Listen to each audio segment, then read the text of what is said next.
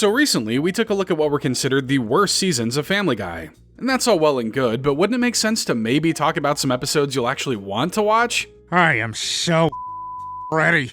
Then let's strap in and take a look at what are considered the best seasons of Family Guy according to their average star rating on IMDb.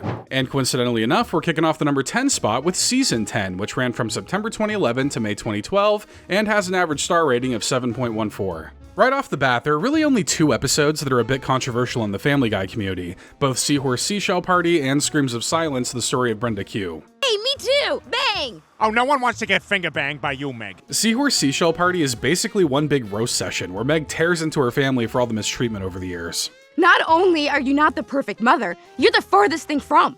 Considering how crazy Meg can be, I'd say they're getting off easy. If it wasn't raining, she'd probably be burying them all in a shallow grave out back by now. 'Cause he's a selfish, fat idiot! You shut up, all he is! But while it may be great to see Meg finally get some retribution, the episode walks it all back by the end as she accepts her fate as the family's punching bag. You're a Yes. Yes, I am. Well, it was cathartic while it lasted. It's not a terrible episode, but the fact that it's so mean-spirited and essentially one big long rant definitely makes it one of the weaker editions of the season. And the following episode falls into similar parameters. Oh, now you're calling me a liar in front of this cat? I got another cat. Screams of Silence, the story of Brenda Q is another episode dealing with a serious topic, this time being domestic violence. And there's no better show to cover it than the inventors of the cool whip and chicken fight gag. I'd show you the ring, but it's under the splint. My finger fell down the stairs. The show tries to make jokes around the obviously dark plot before bringing it home with some full-on vigilante justice. The three of us. We go over there and we do what's right. We kill a It's difficult to even say this has a happy ending, as by the end you're just left feeling uncomfortable. And not in the funny haha kind of way, but in the I just watched a messed up true crime documentary kind of way. But aside from those episodes, Season 10 is home to some pretty solid episodes, like Forget Me Not. I have no idea how I got here. I don't even know who I am. In the episode, Peter, Brian, Joe, and Quagmire wake up in a hospital without their memories and find that they're the only people on Earth. Either that or this is about to be the greatest surprise party in human history. I poop a lot on this lawn. This must be where I live. So they start to make a lot of assumptions about their lives and identities, including one big assumption that Peter is actually an alien who killed all of humanity. Oh my god. It's him! Well, they're a little off on the alien part, but they're right on the money that Peter could be responsible for humanity's extinction. Quagmire and Joe want to have Peter killed, but Brian's natural friendship with him ends up being too strong for him to turn on Peter. Ha! Bums are funny. They are kind of funny. We all got one. We all got one! I was just gonna say that! Two of history's greatest minds philosophizing on the world's most important topics. Brian even takes a bullet for Peter, but it was all revealed to be a simulation done by Stewie to prove Peter and Brian's friendship. It appears you two have a genuine bond after all. See, now that's how you manage to have an emotionally resonating episode that's still goofy and isn't made up of off-putting jokes. But the crown jewel of Season 10 happens to be the show's second highest rated episode of all time. That's odd. It's our house, but somehow it looks a little different. I'm of course talking about Back to the Pilot, where Brian and Stewie travel back in time to the very first episode of Family Guy. I know about the Eddie Bauer catalog. It is you! Ah yes, back when Stewie was a bit raspier, a bit more wide-eyed, and the only thing he slayed was his enemies rather than his outfit of the day. The whole episode is a nice little throwback that pokes fun at the show's past while also taking a guess at what the show may look and feel like in the future. I found some double-sided tape. I think I can do about 7 minutes worth of funny stuff with it. That should get us to the Meg kissing booth story. Well, the show doesn't look like this yet, but somehow this predicted the art style for those Nickelodeon reboots almost 10 years prior? Not sure if I should be impressed or disappointed with the state of animation. We're from the further future. What you guys do eventually works out. It's what you two are about to do that ruins everything! It eventually devolves into pure time travel lunacy, which is a bit of the show's bread and butter. It's a hilariously nostalgic episode, and with other great additions like The Blind Side, Mr. and Mrs. Stewie, and Lego My Mego, it's not hard to see why Season 10 is considered one of the best. But it just goes to show that Stewie's addiction to time travel will always get them into trouble. Or at least a 10th place on this list. And much like Season 10, the 9th best season of Family Guy happens to be Season 9. Running from September 2010 to May 2011, Season 9 holds an average episode rating of 7.28, which is bolstered by several 8-star episodes. Now brace yourself. Hopefully the explosion will propel us into reality. This includes the episode The Big Bang Theory, a time travel epic that sees the return of Stewie's diabolical half-brother Bertram. You don't realize it yet, but your life is about to cease to exist. What the heck was this guy doing for 5 years? He could have put that energy into yoga or painting instead of just being another evil baby. So cliche on his part. Bertram didn't know that by removing me from history, I wouldn't be there to be accidentally thrown outside the universe and subsequently created. So it becomes a race through time to stop Bertram from killing Stewie and all of existence, which leads to some great dogfighting in Renaissance-era Italy. Only real history buffs remember that Da Vinci basically invented the fighter jet, and that was hundreds of years before we even knew what a jet was. And the whole ordeal ends with Stewie getting the leg up on his longest-running rival. What's your favorite kind of bottled water? Mine's Arrowhead. Imagine the last words you ever hear are a goofy water bottle pun. The disrespect is immense. This proved to be one of the best time travel episodes the show has to offer, and not only that, but Season 9 also happens to feature one of the show's greatest Christmas episodes, Road to the North Pole. Then why do you want to go all the way to the North Pole? Because I'm going to kill Santa Claus. So after a bad interaction with a mall Santa, Stewie and Brian travel all the way to the North Pole to confront Santa Claus, who's looking like he had the Christmas spirit forcibly extracted with a vacuum. Do it! Please, put me out of my misery! You want me to kill you? Yeah, I feel about the same when the holidays come around. One year you're opening presents under the tree, the next you're flat broke and putting a card that says I owe you in everyone's stocking. As it turns out, the growing stress and demand of the holiday have turned Santa's workshop into a literal hell on earth. Because Christmas time is killing us! Killing us! So Brian and Stewie decide to do the big man a solid and take over Christmas this year, and it goes about as well as you think it would. What the hell did you do? He was gonna call the cops, man!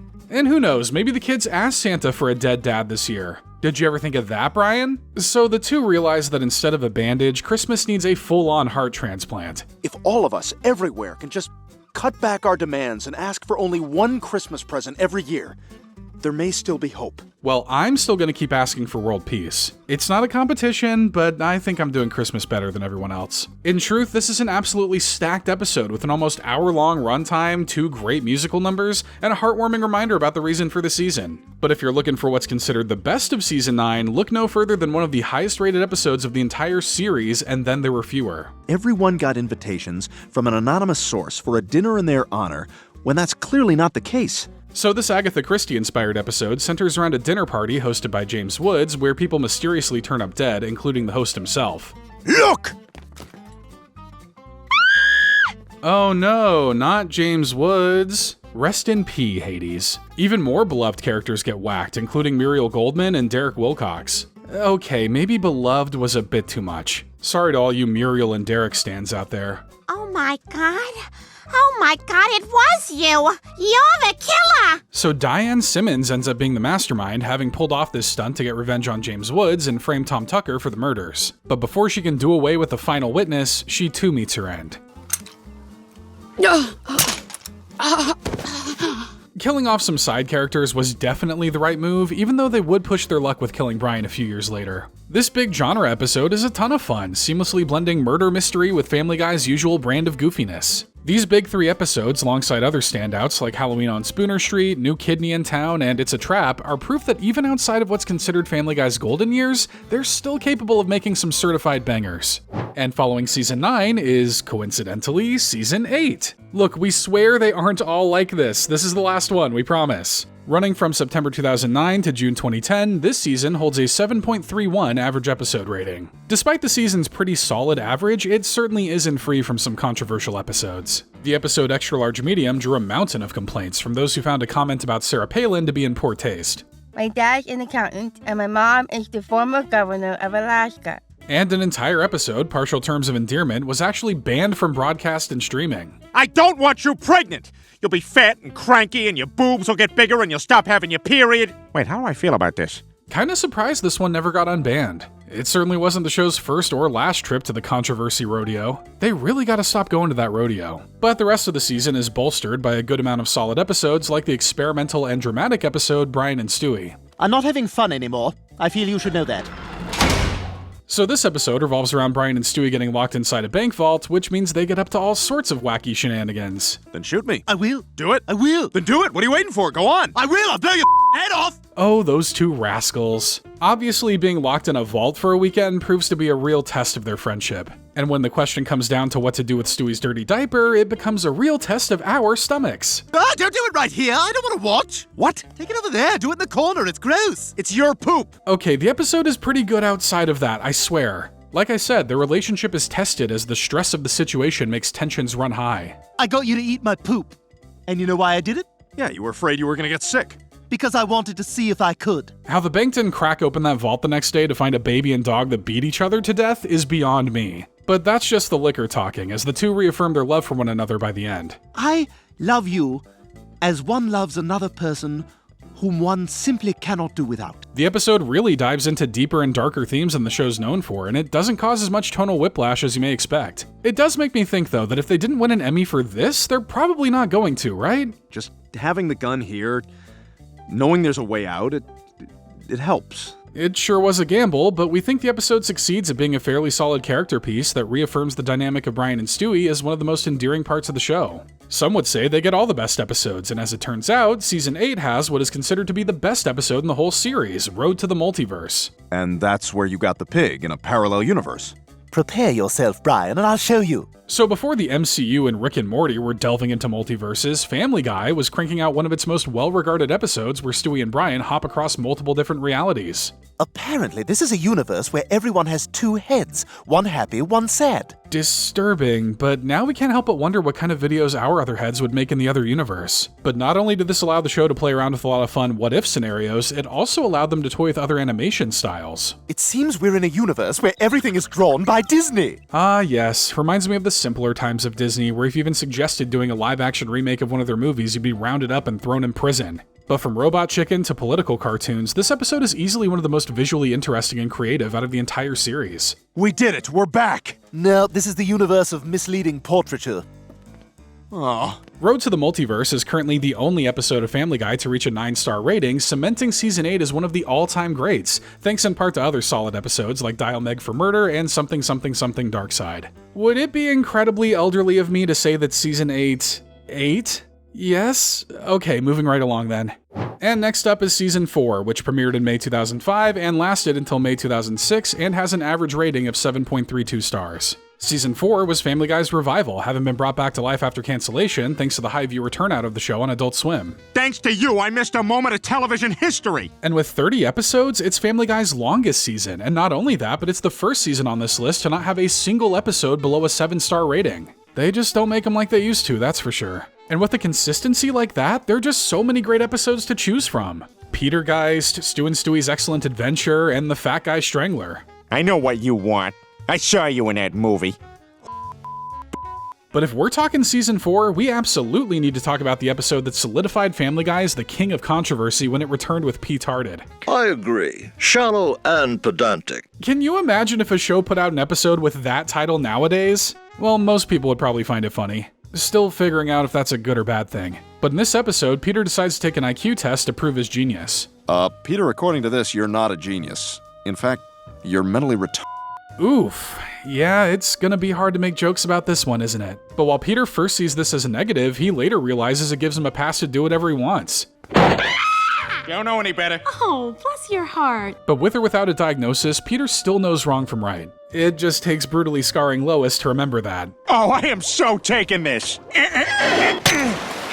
Now seen as a danger to his family, Peter loses custody of the kids and must fight to win them back. I mean, he absolutely shouldn't, but he does make a fair case about bad parents getting to keep their kids without being mentally handicapped. There are plenty of unfit parents out there who aren't retarded, but they get to keep their kids. Yeah, but I doubt you're gonna produce the Jackson 5 with those 3 spawn you've got. But by the end, Lois recovers, is able to get the kids back, and Peter learns a valuable lesson. Someday you will beg us for mercy, and we will consider it. Well, he certainly learned something. This episode managed to be both comedic and poignant, properly using a touchy subject to entertain without necessarily punching down. It's also a solidification of Family Guy's counterculture style, and this is perhaps captured no better than the highest rated episode of the season, PTV. Hi there, I'm Peter Griffin, and you're watching PTV. So after Peter gets fed up with his favorite shows getting censored, he starts his own television network, which eventually captures the attention of the FCC. We're tired of you infecting people with your smut. This is an epidemic, and it must be contained. Well, yeah, it was contained to his own network. They get so controlling that they even begin to censor the Griffins' everyday lives.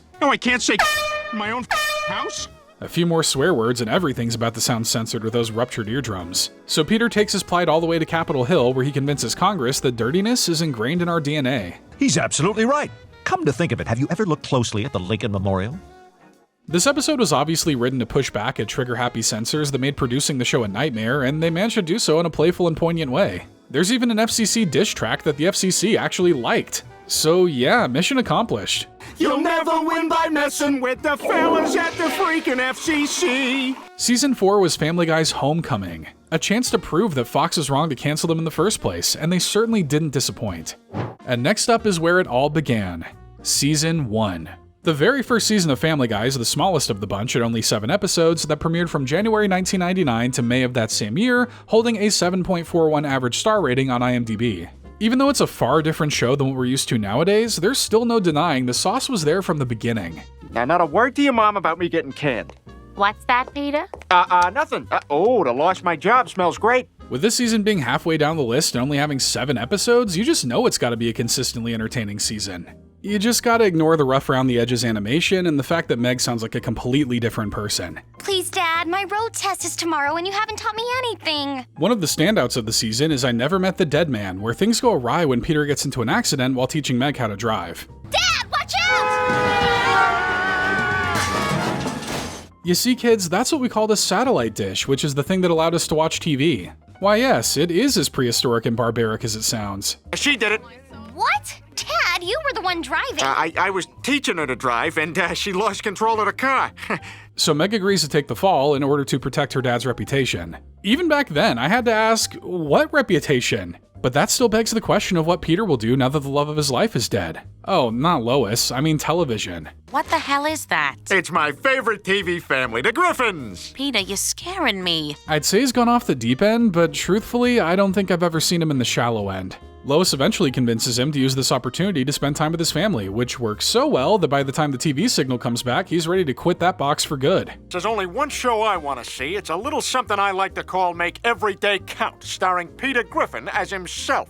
Sounds like it'll get 3 seasons max before getting canned. But you know what really makes you appreciate television? Being bedridden in a full-body cast. Hey, turn that TV off. Hey, nurse? So, TV good? This episode is a great introduction to the character archetypes that would define the Griffin family for years to come, along with the show's sense of humor. But speaking of great introductions, it's impossible to talk about the first season without talking about the very first episode, Death Has a Shadow. No toys at the table. Damn you, vile woman! You've impeded my work since the day I escaped from your wretched womb. So this is what Back to the Pilot was referencing. Man, what a pop culture deep cut. This episode is our first introduction to Peter and his stupidity, where he loses his job. Your negligence has damaged this company's reputation. You're fired! Oh, geez, for how long? Along with Lois's responsible nature as a wife and mother. You see, Peter, a hangover is nature's way of telling you I was right. And Stewie's tenacity as an evil baby genius. What the deuce are you staring at? It's tuna fish. And nothing else. Well, 2 out of those 3 traits aren't really as common anymore. Rest assured, Peter is still as dumb as the day he came into this world. And it becomes very obvious when he takes advantage of a mistake in the welfare system. Wait, that's a comma, not a decimal. Whoops. What he's doing is highly illegal, but he uses it to give his family the life he knows they deserve. Now, is that really a crime? I'm sentencing you to 24 months in prison. It very much is, as it turns out. But whether it be by Lois's pleas or by Stewie's mind control device, the family unit is kept intact and Peter is free to go. Gosh, I can't separate a kid that young from his father. It's unjudgmently.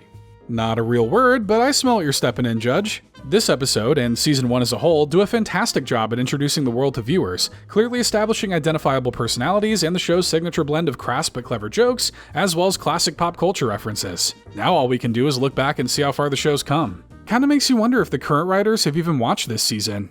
And coming up next is Season 7, which ran from September 2008 until May 2009 and has an average episode rating of 7.42 stars. Not a bad rating considering this season had some episodes that stirred up a little bit of controversy themselves. What? I said homosexuality is wrong. Are you Are you being serious right now? The episode Family Gay came under fire for its caricature of gay people at a time when the community was very much a common punching bag for the show. On the other side of the aisle, Foxy Lady drummed up a bit of backlash for its dunking on Fox News and conservatism. Are you kidding? They're a lie factory. They report whatever they damn well please. No one was safe around this time. Politics, religion, identity, dogs, babies, bodybuilding, O.J. Simpson, everybody was catching strays in this era of Family Guy. But on the positive side, this season was fairly consistent and gave us some solid episodes like the anthology tribute to writer Stephen King in the episode 3 Kings. So I went to the library and picked up 3 books by the greatest author of the last 1,000 years, Stephen King. If we're talking about the greatest books of the last century, I would have gone with Captain Underpants. But I guess Stephen King's books are a fine choice too. So the episode covers 3 of King's most iconic works, including Stand By Me, a tale of 4 boys journeying to see a dead body in the woods. Sure enough, I thought I'd go deep and dumb when I saw me that dead body. Cleve, calm down. You're not making any sense. Is that what our parents used to do for fun back in the day? Well, it's still probably more eventful than scrolling on TikTok for hours on end. The episode also parodies Misery, the haunting tale of a writer being held hostage by a crazed superfan. How could you? He can't be dead. Snuggly Jeff cannot be dead. Ah! For those of you that don't know, Misery was stan culture before stan culture was even a thing. But instead of K-pop fans doxing people on Twitter, people would just kidnap their idols back in the day. It was a simpler time. And finally, the episode ends on perhaps King's most acclaimed story, The Shawshank Redemption. Music is expressly forbidden inside prison walls. My God, how can you be so obtuse? What did you call me? The harrowing story about survival and second chances may lose a bit of its edge when told with Family Guy characters, but it definitely makes it funnier. Stephen King should really be writing with more Peter Griffin in mind. What the hell is that jagoff? It's like $1,200 in that box. Oh my God, if he ran off with that, oh, I am gonna be so pissed. This episode is one of Family Guy's greatest parody episodes ever, showing an acute appreciation for the source material that allows them to come up with some all-timer comedy. And this season would also deliver on another all-timer for one of Family Guy's most iconic episode genres, time travel. Oh, thank God, a porta potty. So, did Mort go number 1 or number 2 in the time machine? Not an important detail, but admit it, you've thought about it too. The episode Road to Germany proved to be a super solid adventure through the beginning of World War II that actually made Mort Goldman an enjoyable character to follow. We pray in the name of you and of your son, who died in a freak accident. They said it couldn't be done.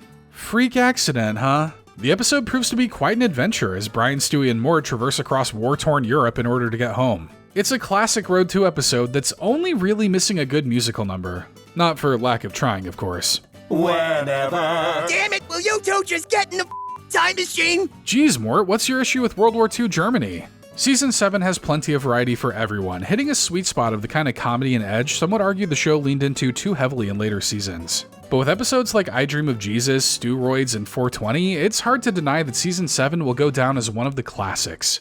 And coming up next on the list is Season 3, which aired from July 2001 until November 2003, and has an average star rating of 7.53. This makes it the longest running season, even though it technically ended its broadcast run in February of 2002. However, its final, temporarily banned episode, When You Wish Upon a Weinstein, wouldn't premiere until the Season 3 DVD rolled out in 2003, technically wrapping up the season. Just a little Family Guy trivia for you Quahog heads. Peter, not every Jewish person is good with money. At this point, the show is doing its best to stave off another cancellation, which they ultimately failed to do as the show was not renewed by the time this season finished airing. I can only assume every Fox TV executive was collectively concussed, because this was a super solid season across the board. The show continued to push against cultural norms with poignant but no less touchy subjects like being handicapped and Ready, Willing, and Disabled. Who's the man? Who's the man? Who's the man? Race and cultural heritage and Peter Griffin, husband, father, brother. The white man was making me his...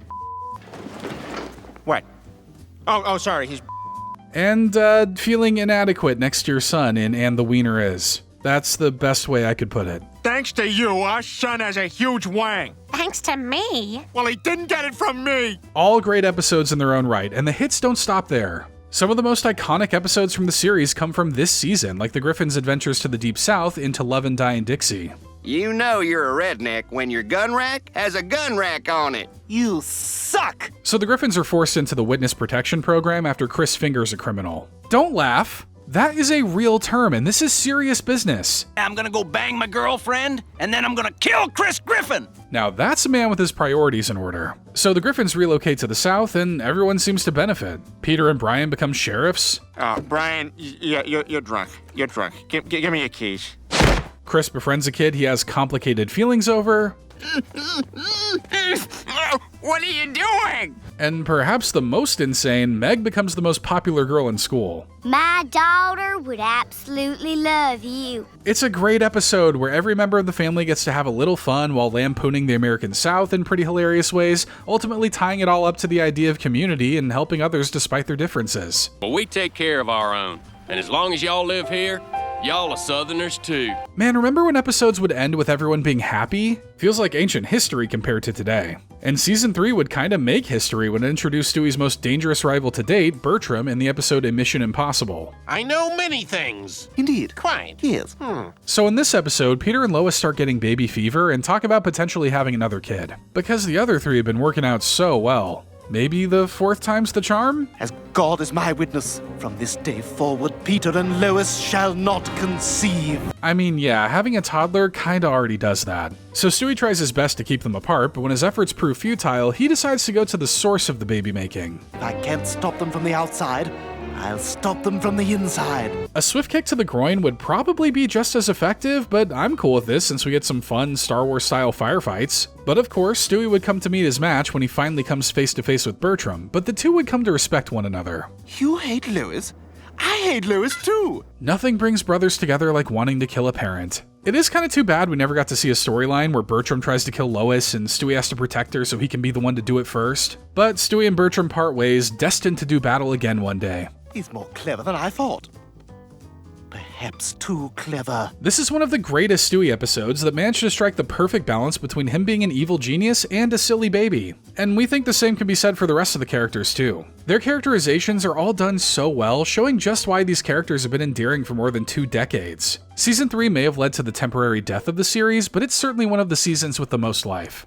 And speaking of cancellation, next up is Season 2, which would also be followed by a very brief cancellation at the end of its run. The season debuted in September of 1999 and would run until August of 2000, amassing an average star rating of 7.56. This season was highly anticipated after the shorter first season was watched by over 14 million people. Just to compare, the last season of Family Guy only had a little over 1 million viewers. Oh, how the Titans have toppled. As soon as that show came on the air, I said, I'm gonna be the one who has to kill these kids. Despite low viewership, which would eventually lead to the show's brief cancellation, Season 2 is regarded as one of the greats, thanks to the show's witty sense of humor and talent for poking fun at the world coming into the new millennia.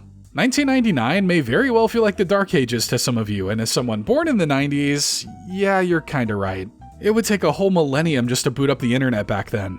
But there's a ton of phenomenal episodes to choose from here, including Peter getting in touch with his feminine side in I Am Peter, Hear Me Roar. When I was born, my mummy dunked me in a barrel of sugar. Oh, for God's sake. Peter becoming an accomplished pianist when intoxicated and wasted talent. That's not true. I can also vomit, fall down, and make dirty calls to your sister when I'm drunk. Peter turning his house into his own foreign nation in E Peterbus Unum. From this day forth, this territory will be known as Pretoria.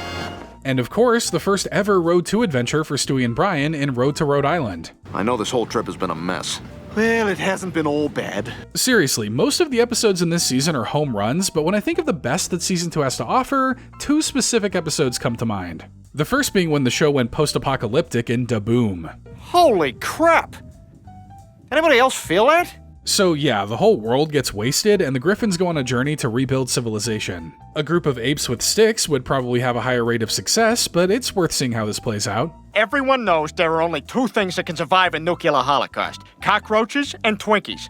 It's the perfect meal. A protein-rich bug and a sweet, spongy dessert. And people say the end of the world is bad. So the family eventually finds a still-standing Twinkie factory, the perfect place to start a new society.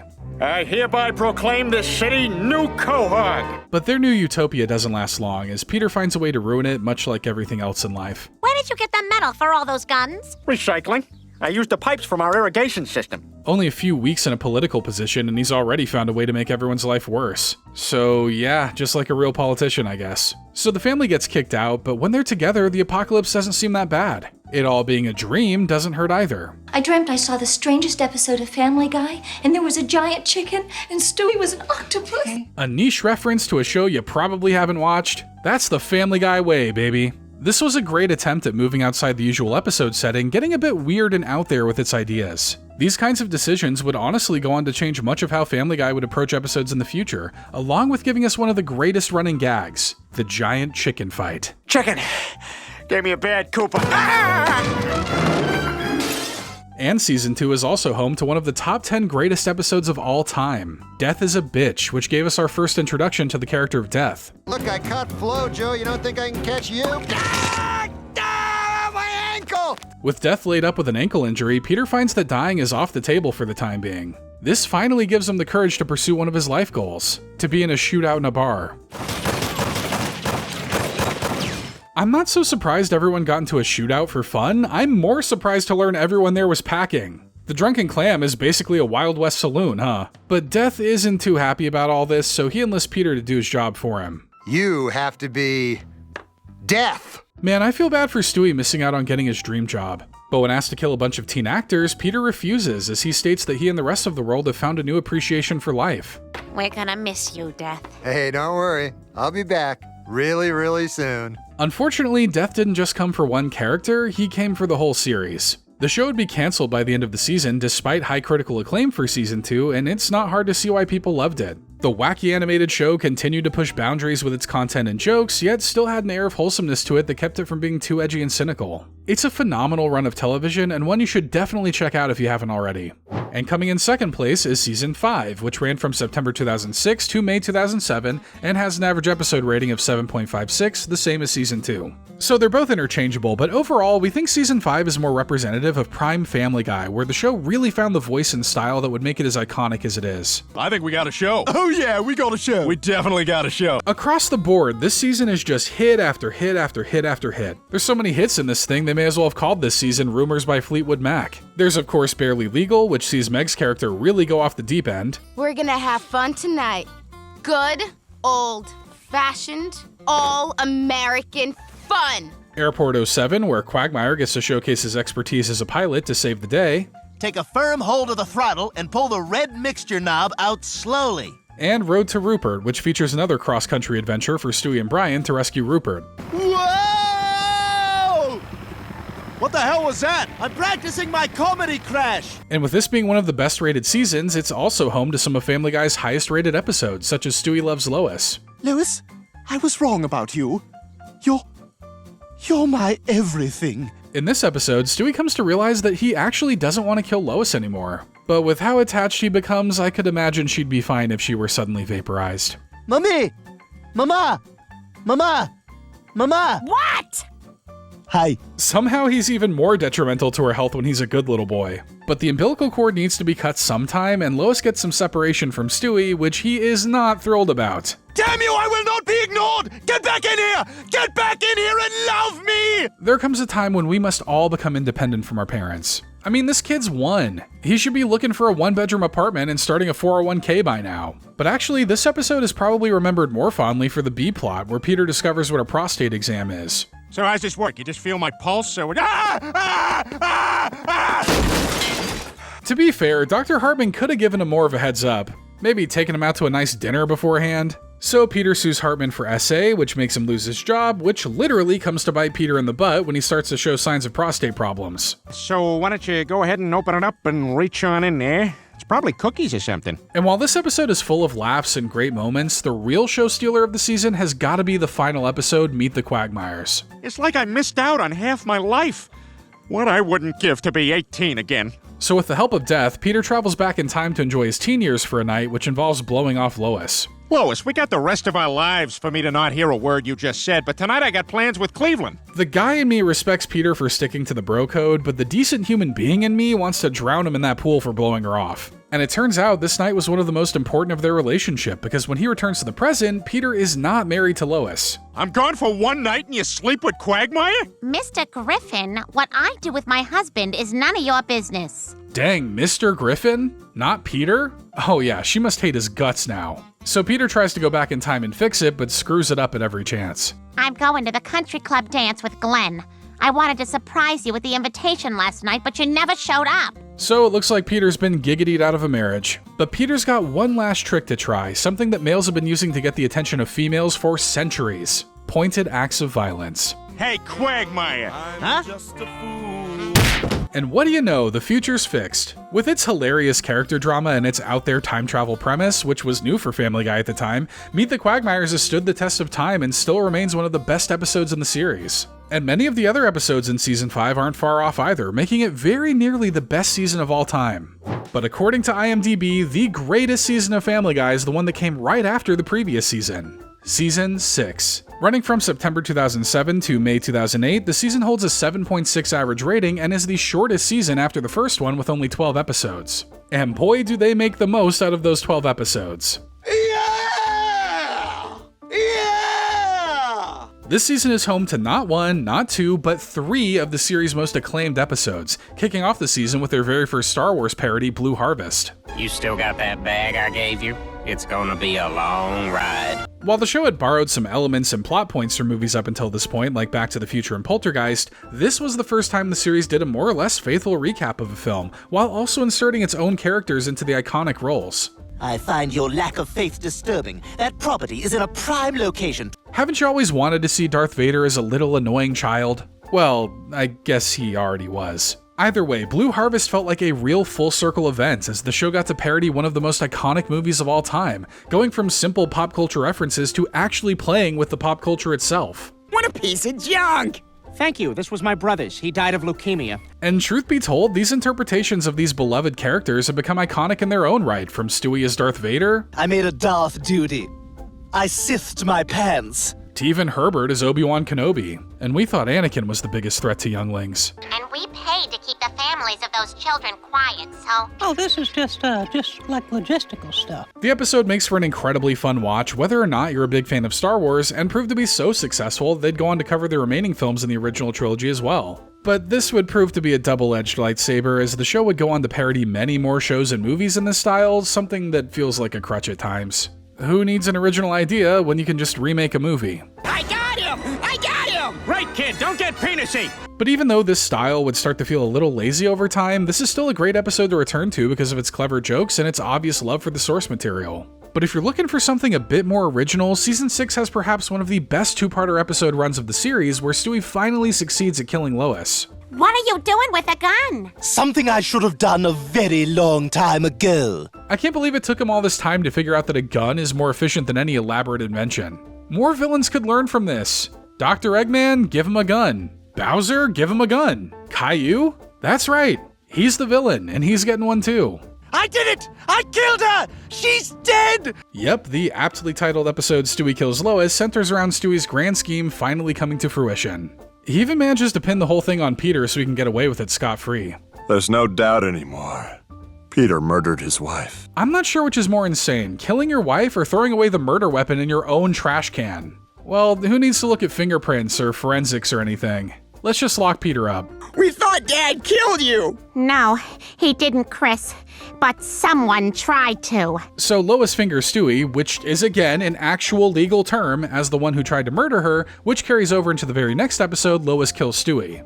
With a vague name like that, who knows what could happen? How long you been all messed up and evil like this? Oh, so now you're interested in Stewie. So with him failing to kill Lois like he planned, Stewie moves on to his other life goal, total world domination. And unless you want me to send you all back to the Dark Ages, you'll do exactly as I say. So it's only natural that Lois would do the responsible thing and end him for good. Parents have been saying I brought you into this world and I can take you out of it for generations now, but Lois is one of the few willing to say it with her whole chest. Stewie, your reign of terror has come to an end. This leads to a generational battle between mother and son that ends with Lois being unable to kill her baby. Luckily, Stewie isn't the only psycho in the family. It's just been revoked. Yeah, he probably should have been the one to lead the fight. No one's more ready to kill a child than Peter. But this is all revealed to be a simulation, proving to Stewie that he may need to put his evil intentions on the back burner for now. I suppose I'm not ready to kill Lois or take over the world. Yet. No worries, take your time, man. We're only coming up on 20 years at this point. This was a super satisfying What If episode that delivered on both comedy and even some halfway decent dramatic thrills. It's the crown jewel of an already entertaining season. Mixed Stroke, Believe It or Not, Joe's Walking on Air, and Long John Peter are all great watches as well, but really, it's hard to go wrong with any episode from this season.